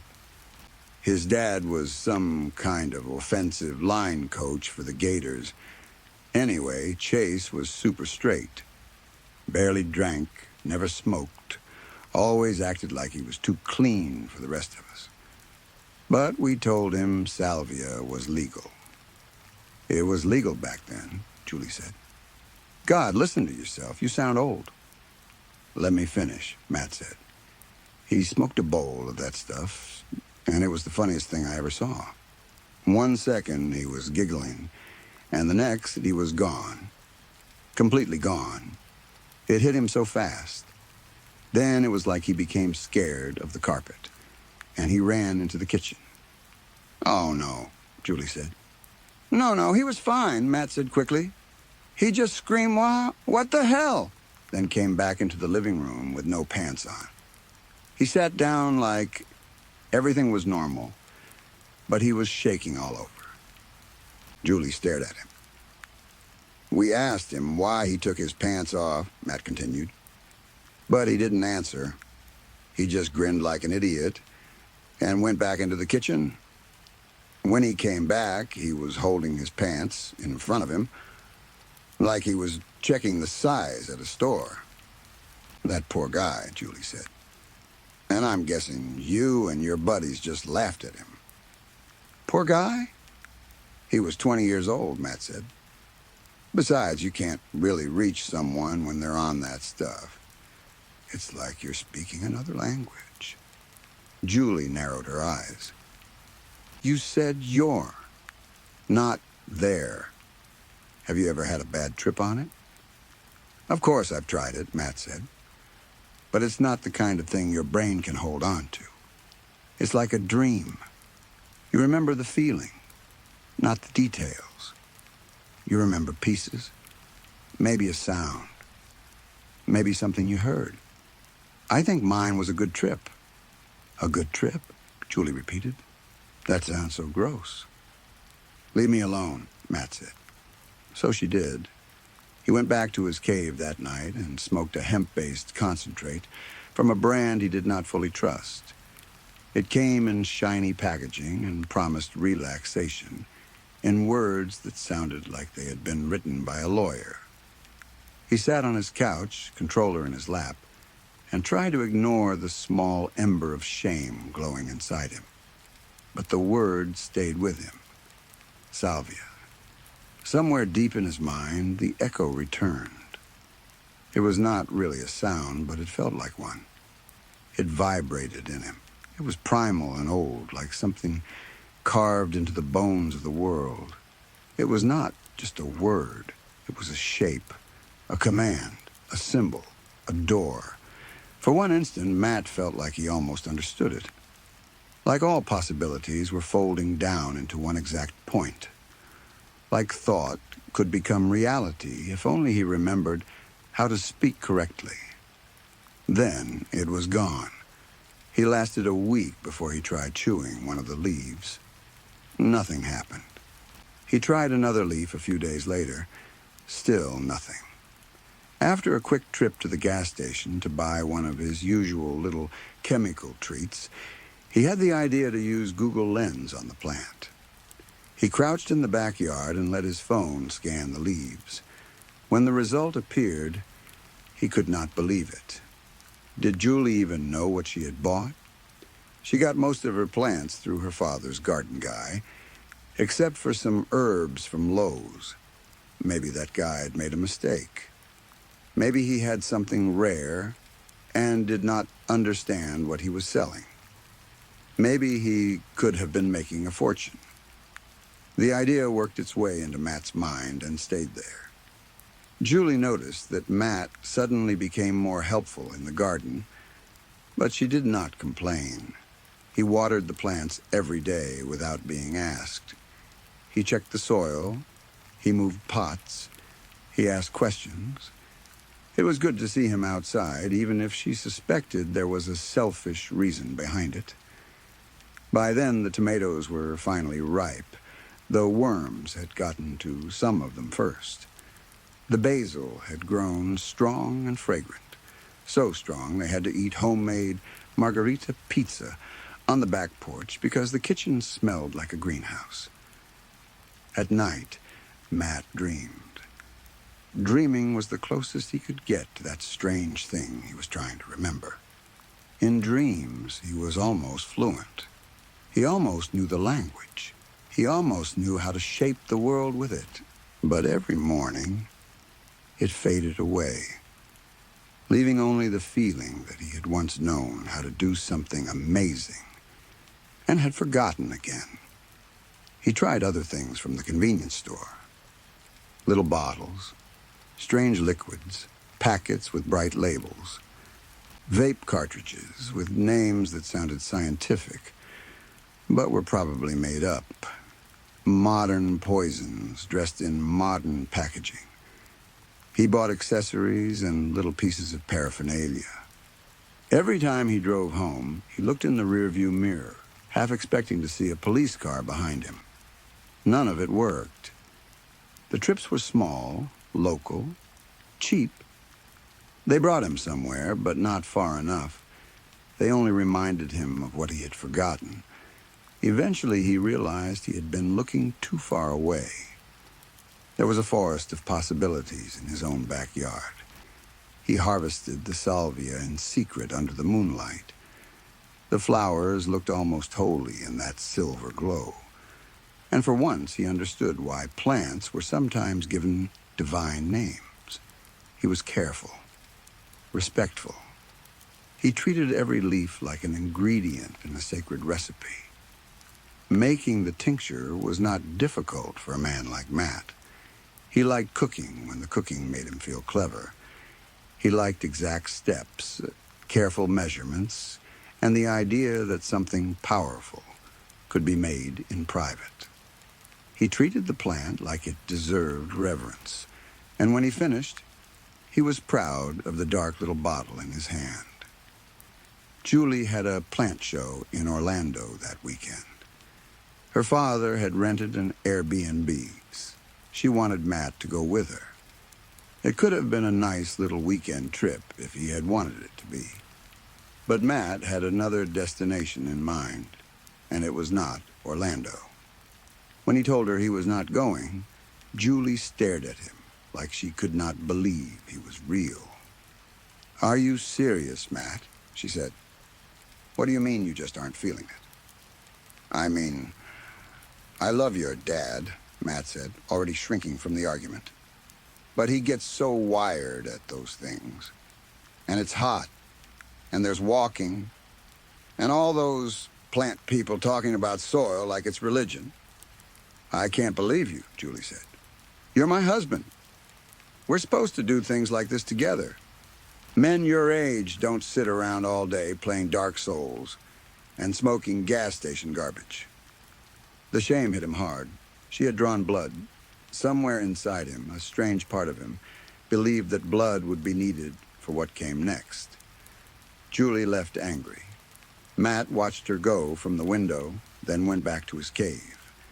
The tincture was bitter. The ethanol burned through his mouth and opened his sinuses in a sharp chemical way. The first drop made the room snap into focus. Every object suddenly had meaning. The desk, the controller, the dirty cup, the curtain, the air itself. Everything seemed alive. Not alive in the way animals are alive, but alive with purpose, with soul, with position in a great hidden pattern. Matt felt his pupils widen, as if his eyes were trying to drink in the new world opening around him. After a while, he tested the waters with a second drop. No bad effects, only more clarity. Then a wild urge rose in him. He wanted to drink the whole bottle. Why not? Julie was gone for the weekend. He had nowhere to be. No one was watching. No one could interrupt him. So he did. The world expanded. So did Matt's mind. He was blessed with an insight that could not be properly seen, heard, felt, tasted, or smelled because it was all of those things at once and more. He could see through structures, physical and conceptual. Walls were not just walls. A chair was not just a chair. Words were not just sounds. Everything was connected by hidden rules, roots under reality, infinity in a pinpoint. He went outside and saw the network of life under his feet. The roots of the plants were sharing nutrients, speaking to each other, passing secrets through the soil. The cilantro was gossiping. It said the tomatoes had worms, and the tomatoes hated it for saying so. Matt laughed because he understood them. He walked through Julie's edible forest, as if he had entered a holy place.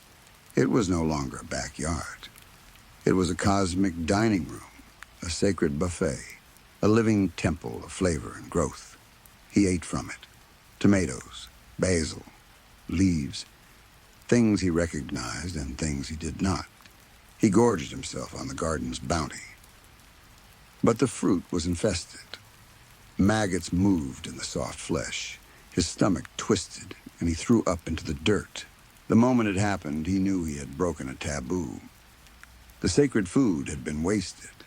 The ambrosia had been rejected and left on the earth like garbage. He had insulted the garden. He had insulted the gods behind it, and the gods were angry. Matt felt their anger on levels no human mind was meant to visit. It was not just fear. It was agony with geometry, pain with grammar, judgment written across invisible planes. He had been rude. He had been foolish. He had taken without giving. The gods demanded an offering. Matt opened his mouth and made a sound that no human language could recreate.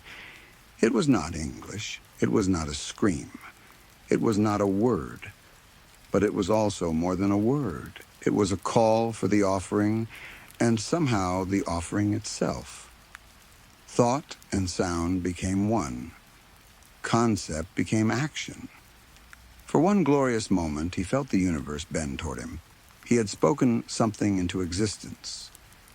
The moonlight caught a strange shape near the edge of the yard. At first, it looked like a deer. Then it looked like something else. Then it looked like both at once. Its eyes were too aware. They pierced him with a deep, strange intelligence that did not match its shape. Its features shifted in the air around it. A colorful aura moved over its body like oil on water. But even as it changed, Matt felt sure of what it was. It was a doe from another dimension. It was his offering. The violence that followed was primal.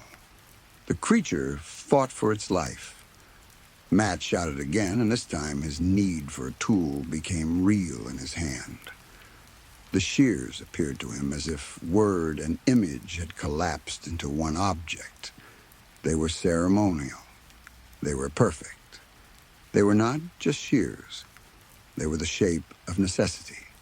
They made the sacrifice clean. They made the work quick. Matt stripped naked in the yard because clothing suddenly felt like a lie.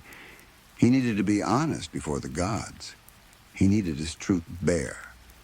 He lay beside the still warm body and tried to absorb its essence through his skin. He wanted to commune with its soul. The body beside him felt alien and ancient, beautiful and familiar in a way that made him weep. He honored the sacrifice by drinking its blood. It looked iridescent in the moonlight. It tasted bitter. Soon the air filled with the smell of hot flesh. Fat sizzled and sang as he cooked the meat. The sound was music. The smoke rose upward like a message. Matt hoped the gods would be pleased. He hoped they would bless him with more harvests, more visions, more chances to speak the secret language. This could not be the last time. He was only just beginning to become fluent. But then sorrow came. The horizon began to pale. The world's glow started to fade. The plants still spoke, but their voices were muffled now, as if he were hearing them through walls. He shouted again, trying to bring the language back with inhuman force. The effort wrecked him. His body convulsed, his tongue cramped. He fell to his knees in the dirt. Already, he had lost it. The secret language was slipping away. Concept was only concept again. A word was only air. Thought was trapped inside the skull. To make anything real now, he would have to use his hands, his body, ordinary tools. He mourned the loss. His words had become weightless. He was coming home from somewhere far away, and with that return came the familiar regret that always followed the end of a good trip. His soul was heavy, but his body felt warm. He was not moving, not really, but his mind still had miles to travel before it caught up. He would soon feel the heat of the fire more clearly. He would soon smell the sweetness of the cooked flesh. At first, when the world became normal again, he was amazed by what he had done. Then amazement became pride. He had learned a secret language. He had applied it to the real world. The hidden had become visible. The imaginary had become physical. The pictures in his mind had stepped into reality. Infinity in a pinpoint. He looked around the backyard, searching for any remaining spark of the bright magic realm he had visited. The moon was fading. The plants were only plants again. The dirt was only dirt. The shears were only shears. Then his eyes caught a small sparkle. Not on a hoof, on a hand, a ring. A ring he had seen every day for the last 10 years. The world stopped. His great vision broke open, and what was inside it was not magic. It was not a holy sacrifice.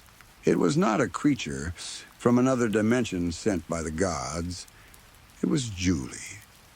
His omniscience had been limited. His great, all-seeing mind had only reached the edges of his own skull. He had thought he was alone for the weekend. He had thought he was taking a solo trip. He had thought Julie was gone. But she had come back. Maybe she had forgotten something. Maybe she had come back for her purse. Maybe she had returned while the bottle still sat near it, right where Matt had left it. By the time she stepped into the backyard, his journey had already begun. And by the time he came back from it, she was already part of the harvest. Story 5. I know how insane this is going to sound. If I were reading this from somebody else, I would probably think they were lying, joking, or slowly losing their mind. I have already considered all 3 options for myself. I have gone over every possible explanation I can think of, and none of them fit anymore. That is why I am writing this. I need to put it somewhere outside my own head, because if I keep it inside any longer, I am afraid I will start believing what everyone else keeps telling me. For context, I am 38 years old. I am married. I have 2 kids. I have lived in the same house for 11 years. This is not a new place to me. I know every corner of it. I know which floorboards creak. I know which cabinet door sticks when the weather gets humid. I know the sound the upstairs pipes make in winter. I know where the sunlight lands in the hallway during different times of the year. This house has been the background of my life for more than a decade. That is why I know there was never a window in the upstairs hallway. 3 weeks ago, I woke up, went upstairs after breakfast to get a laundry basket, and stopped dead in the hallway. There was a window on the wall, not a new window, not something fresh or recently installed. It did not look like someone had broken into my house during the night and put it there. It looked old. It looked settled. The paint around it matched the rest of the wall perfectly. The trim matched the trim around every other window in the house. There was even a pale rectangle of sun-faded wood on the floor beneath it, as if light had been falling there every day for years. But there had never been a window there. I stood in the hallway with the laundry basket in my hands, staring at it like my brain had failed to load the room correctly. The window looked out over the side yard. Sunlight came through it. Dust floated in the beam. Everything about it was normal except the simple fact that it should not have existed. I know that wall. I painted that wall myself about 6 years ago. I remember patching a small dent in the plaster before I rolled the first coat on. I have leaned ladders against that wall to change smoke detector batteries. I have hung family photos there. I have walked past it thousands of times. It was always just a wall, a plain, empty stretch of hallway wall. There was no window. When my wife came upstairs, I pointed at it and asked her when that window got there. She laughed because she thought I was making a joke. Then she saw my face and stopped laughing. "What do you mean?" she asked. I told her what I meant. I told her there had never been a window there. She looked from me to the window, then back to me with a confused little smile. That window has always been there. The way she said it made my stomach turn. She was not teasing me. She was not being sarcastic. She genuinely thought I was the one acting strange. I called the kids upstairs. Same answer. They said the window had always been there. My oldest even said he liked standing there sometimes to watch the neighbor's dog in the yard. I asked our neighbors later that day, trying to sound casual. They remembered the window too. One of them said she always thought it made our hallway look nice from the outside. Everyone remembered it. Everyone except me. At first I thought maybe I was wrong. That is a terrifying thing to admit, but I did. The human mind is not perfect. Memories fail. People forget details. Maybe the wall had always had a window, and I had somehow ignored it for 11 years. It sounded impossible, but it was still less impossible than a window appearing overnight. So I pulled up old photos. That made everything worse. The window was in every single one. Vacation photos where we had taken pictures before leaving for the airport. Christmas morning photos with wrapping paper all over the hallway. Birthday pictures of the kids running upstairs. Random pictures from years ago where the hallway was in the background. In every photo, the window was there. Sometimes half hidden behind people. Sometimes clear as day. Always there. I sat at the kitchen table that night, scrolling through years of evidence that proved I was wrong about my own house. My wife sat across from me, quiet and worried. I could see she was trying to be kind, but I could also see fear in her face. Not fear of the window, fear of me. That was the first time I considered going to a doctor. I did not sleep much that night. I kept thinking about brain tumors, memory disorders, stress, early signs of something terrible. I told myself that maybe I had some kind of issue with visual memory. Maybe I had blocked out the window for some strange reason.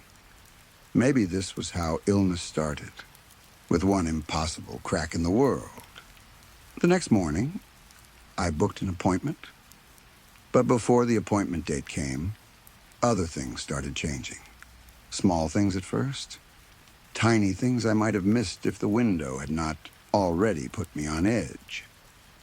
The kitchen drawer where we kept the measuring spoons started opening from the opposite side. I had opened that drawer almost every day for years. I knew which way it pulled. Suddenly, the handle was on the other side, and my wife told me it had always been like that. Then the bathroom light switch moved from the inside wall to the outside wall. I stood there one morning, reaching into empty space where it should have been, while my daughter looked at me like I was doing a magic trick badly. The upstairs hallway also seemed longer. Not by much. Just enough that walking from the bedroom to the stairs felt like it took 2 or 3 extra steps. I measured it with a tape measure and compared it to old paperwork from the house. But the numbers matched, or at least the paperwork now said the hallway was that length. I do not know anymore. Every time I asked my family about these things, they gave me the same look. A soft, careful look. The look you give someone when you are afraid of upsetting them because you think they are already unstable. Nothing had changed for them. Only for me. That was when I decided I needed my own evidence. Not phone pictures. Not cloud photos. Not anything that could sync, update, or be changed by some invisible system. I went to a thrift store and bought an old digital camera. It was ugly, scratched and bulky. It did not connect to the internet. No apps, no cloud backups, no automatic syncing. Just a memory card and a screen. I came home and started photographing everything. Every room, every hallway, every corner, every window, every door, every switch, drawer, closet, cabinet, and staircase. I took photos like a crime scene investigator.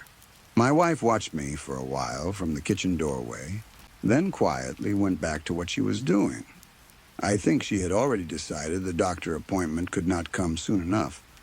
For the first few days, the pictures matched reality. Then they did not. One morning, I was checking the photos from the previous day, comparing them against the house like I had started doing every morning. I found a picture of the upstairs hallway. At the end of it, where there should have been a blank wall, there was a door. I stared at the little camera screen until my eyes hurt. There was a door in the photograph. I walked upstairs immediately. The hallway did not have a door. The wall was blank. I touched the wall with my hand. Solid, painted, normal. I stood there for 10 minutes, holding the camera, breathing hard. Then something happened. I heard a soft click. Not from the camera, from inside the wall. The paint seemed to bend inward, just slightly. Then a thin, dark line appeared from floor to ceiling. A seam. I watched as trim formed around it, not growing exactly, but becoming visible, like a picture slowly coming into focus. The doorknob appeared last. Brass. Old. Scratched. Within minutes, there was a door at the end of the hallway, the exact door from the photograph. My wife came upstairs because I shouted. She looked annoyed and tired and asked what was wrong. I pointed at the door with shaking hands. She frowned. What about it? I asked her if she remembered the door. She looked at me with that same careful sadness. Of course. It's always been there. I checked the camera again. The timestamp on the photo had not changed. The image had not updated. The house had caught up to it. I know that is impossible. I know it sounds ridiculous.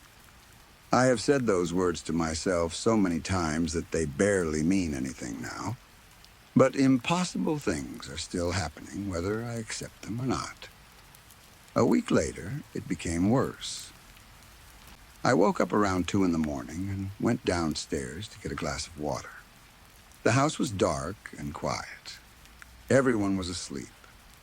I was halfway down the staircase when I noticed another staircase. It branched off from the side wall. It was not some strange new design. It was my staircase.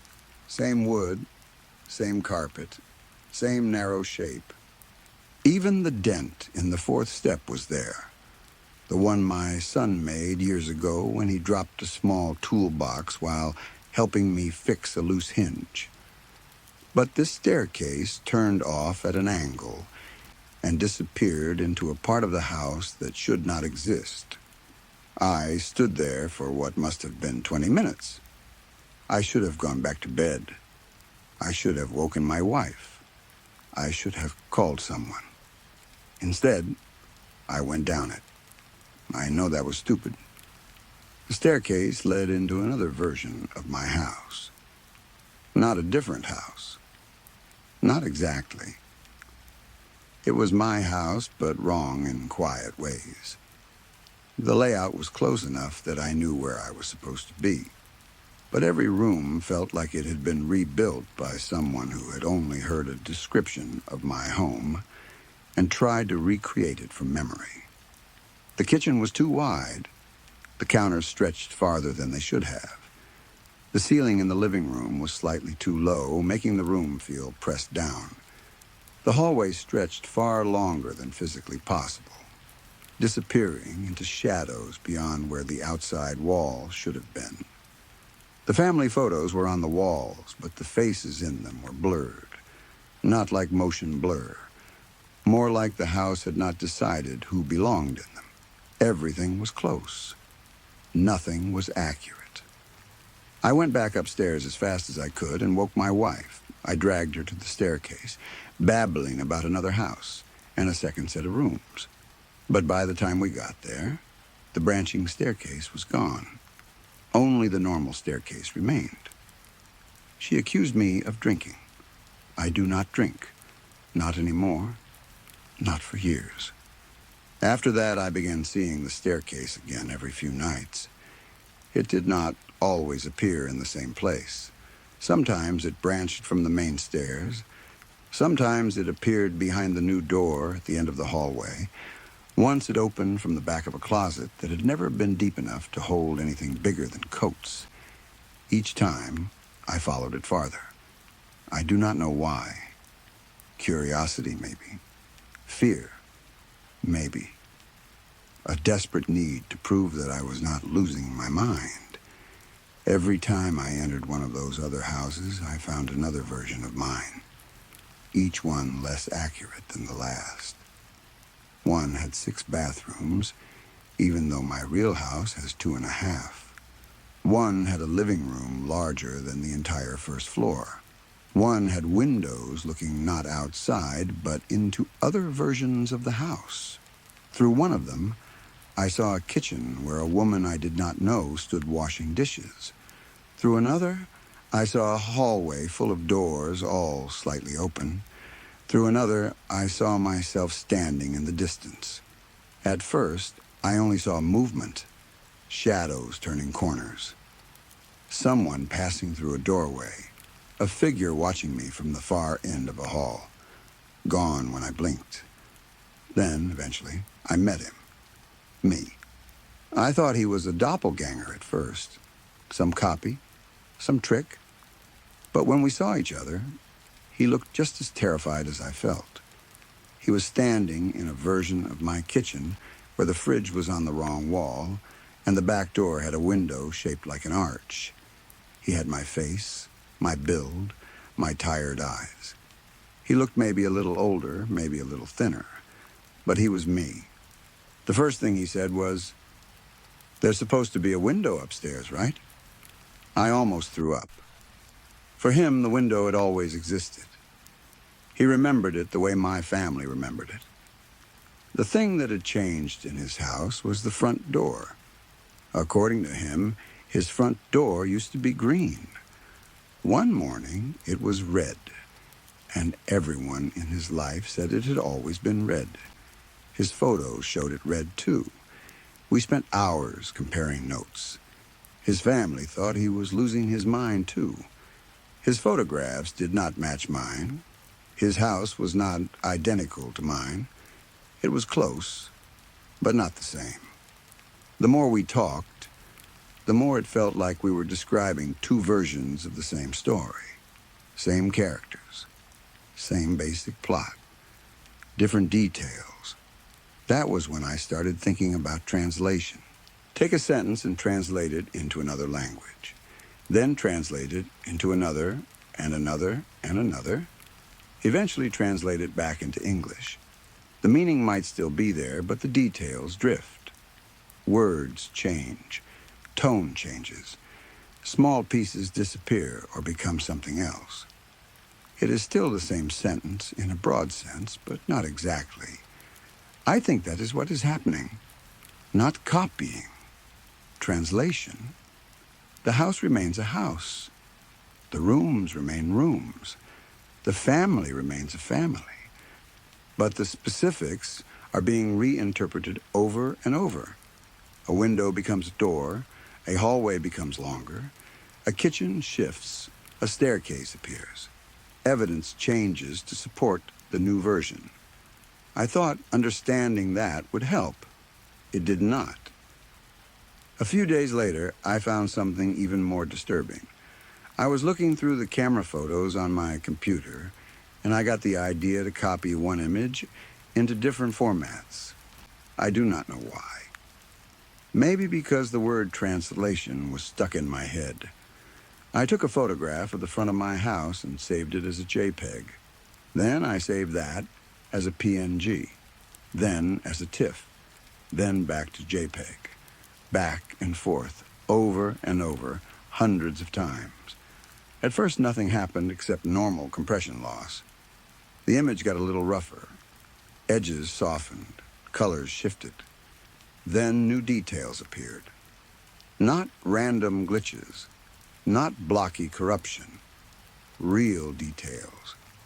A chair on the porch that had not been there before, a curtain in a window that should have been open, a different flower bed. Then, after more conversions, a person standing near the front door, then more people. Eventually, the image showed a family standing in front of my house. I did not recognize them, at least not at first. There was a woman, 2 children, and a man. The man looked like me, but not quite.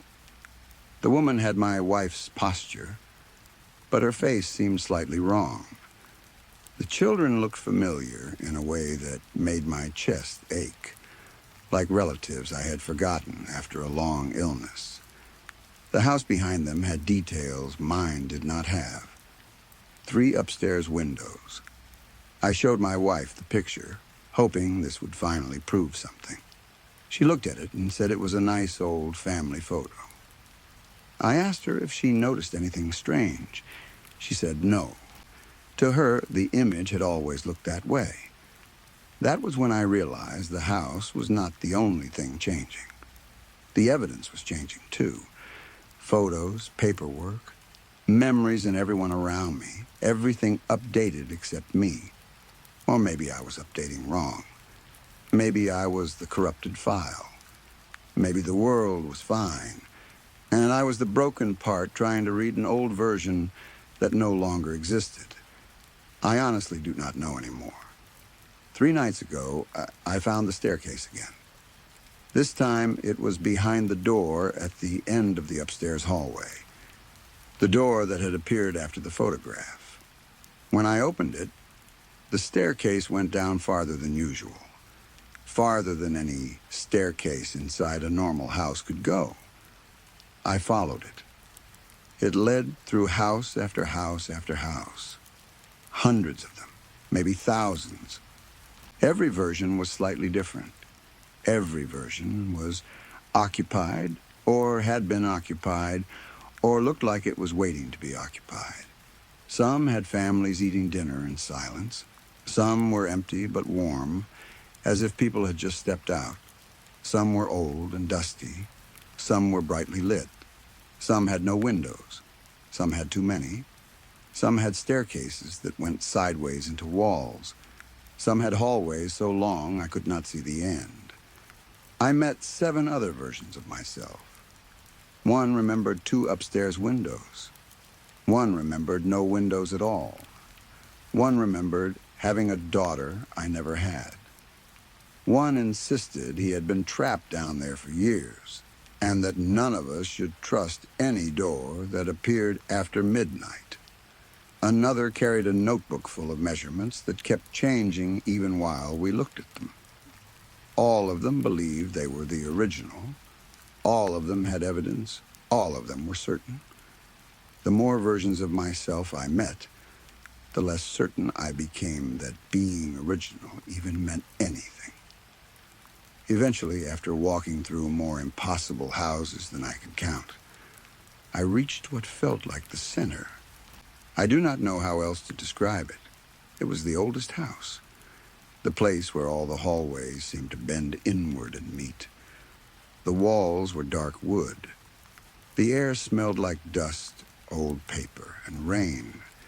Every door in the house led to another hallway, and every hallway seemed to lead back there if you walked long enough.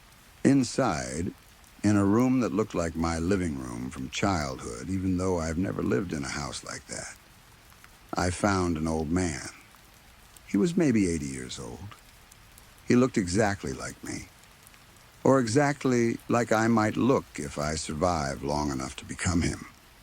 He was sitting beside a table stacked with notebooks, thousands of pages, maybe more. Some were bound in leather, some were cheap school notebooks, some were loose papers tied with string. Every page was filled with handwriting. Different handwriting, different pens, different styles, but the same kind of notes. Windows, doors, staircases, hallways, families, memories, changes. Every notebook had been written by a different version of us. The old man was not surprised to see me. He only pointed at the stack and told me I could read if I wanted, but it would not help. I asked him what was happening. He said the house never changed. Reality never changed. The people changed. Us. He said every strange hallway, every impossible room, every different house, every other version of myself was not a copy. Not exactly. Each one was a translation, a slightly altered interpretation of the same identity. The maze was not made of houses, he told me. It was made of people. It was made of all the ways a person could be remembered, rewritten, misunderstood, and still remain almost the same. I asked him which one of us was original. He laughed. It was not a cruel laugh. It was tired, sad, almost kind. Then he asked me to tell him about the first change I remembered. So I told him about the window. I told him about waking up and seeing it in the upstairs hallway. I told him my wife said it had always been there. I told him about the photos, the arguments, the doctor appointment, the old camera, the door, the staircase, all of it. I talked fast at first, then slower as I noticed his face changing. The old man went pale. By the time I finished, he looked genuinely afraid.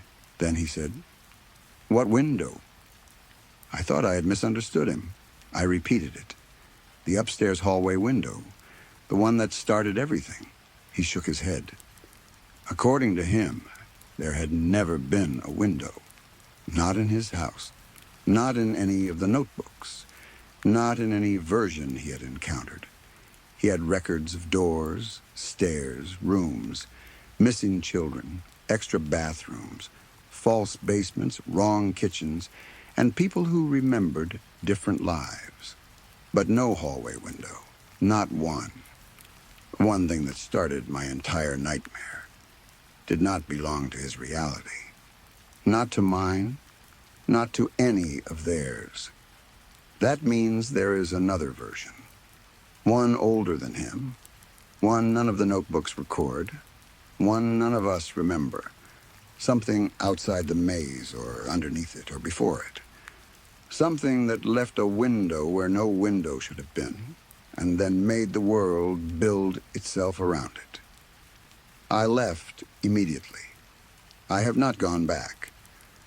But this morning, there was a second window upstairs. My wife says it has always been there. The kids remember it. The neighbors remember it. The photographs on my phone show it. The old family photos show it too. The paint matches. The trim matches. There's sun fading on the floor beneath both windows now. But the old camera does not show the second window. Not yet. And I just noticed something worse. That corrupted photograph I made by converting the same image again and again. The one with the strange family standing in front of my house. I know who they are now. It is my family. My wife, my kids, me. At first they looked wrong because they were not here yet. Or maybe I had not been translated close enough to them yet. But now their faces are clearer. My wife's smile is the same. My son stands with one shoulder lower than the other, the way he always does. My daughter has the same hair clip she wore last week. The man is me. We are standing in front of my house, and the house has 3 windows upstairs. I only have 2. At least I think I do. I am going to check. If I come back, ask me anything.